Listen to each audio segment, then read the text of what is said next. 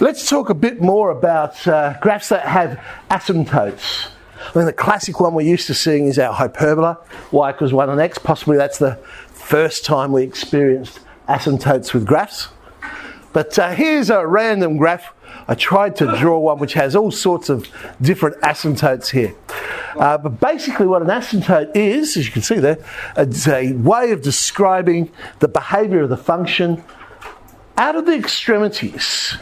That's one of the key things. So different types of asymptotes we could have. Well, the vertical asymptotes aren't so much the things that are happening out of the extremities. That's when we have exclusions in the domain. So for this particular one that I've drawn, it's at x equals a. Formally, we're saying it's when, and look at this closely, it will occur, it's still an extremity, but this time it's at the extremity of the y value rather than the x value.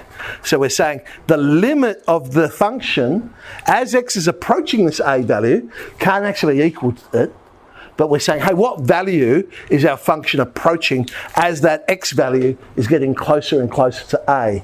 And the answer in this case would, well, it's getting closer and closer to plus or minus infinity, depending on which side of the asymptote we're at.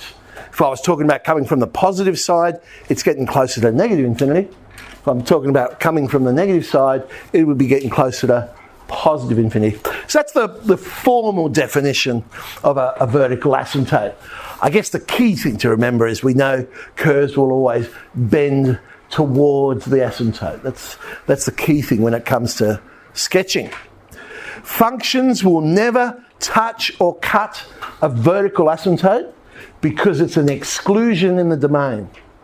So if it's not in the domain, the curve can't exist there. All right, horizontal asymptotes. And on my random graph, there we are there, I've put one at y equals b. This time it's the x value that's approaching infinity. So again, we're talking about extremities, but this out of the x value. So it's the limit as x is approaching plus or minus infinity. What's our curve doing? Over here on the right hand side, it's approaching b. Out at negative infinity, it's not something else is happening out at negative infinity. And that's where we have an oblique asymptote. So that's basically an asymptote which is not horizontal or vertical, it's at some sort of an angle. As x approaches plus or minus infinity, our function will also be approaching plus or minus infinity. In this case, of the one I've drawn, it's approaching positive infinity. Oblique asymptotes are straight lines. Technically, an oblique asymptote doesn't have to be a straight line. You can have asymptotes that are other functions as well. It could be approaching a quadratic. It's just what's happening out of the extremity. But in this case, you can actually cut or touch a horizontal or an oblique asymptote. Because remember, it's just a representation of what's happening out at infinity. So when we're not close to infinity, it's like that line doesn't exist. It's not there. And when you talk about not close to infinity, well, any number's not close to infinity. All right. So our rectangular hyperbolic function. It's a mouthful for the one that we're used to seeing. Y equals 1 on x. It's called a rectangular hyperbola because the asymptotes are at right angles to each other. So 90 degrees, just like the angles in a rectangle. So that's where it gets its name from. We're used to seeing it as y equals 1 on x, but of course we could write it as x times y equals 1. That's another way we could write that one. And if we were to plot data and we find it does fall into this pattern, then we know there's inverse variations happening. As one value is increasing, the other one's decreasing, and vice versa. So it's an inverse variation. And once again, every rectangular hyperbola can be transformed using translations, rotations, reflections, and all those sorts of things. How do you recognise it? Well, you'll probably find one variable is a numerator of a fraction. That's not that unusual. But then you'll find another variable in the denominator of a fraction. That's when you go, hang on, this is probably some sort of hyperbolic function. I see a pronumeral on the bottom of a fraction. Of course, the other way is if you see the two pronumerals multiplied together, maybe that's got something happening.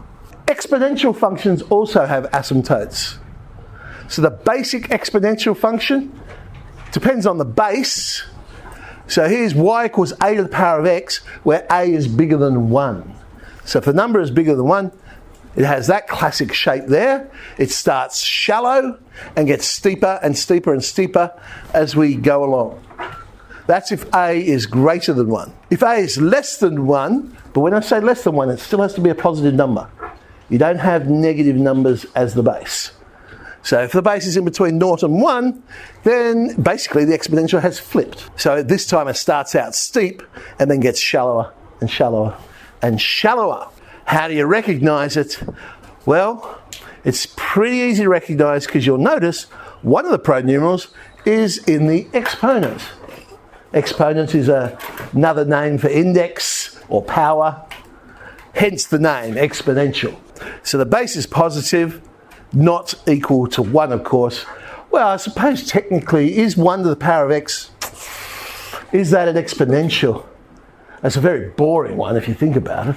I mean, 1 to the power of x would just be the horizontal line y equals 1, because 1 to the power of anything is 1. But is it I don't know, interesting.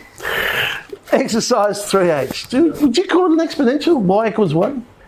1 to the power of x? I don't know.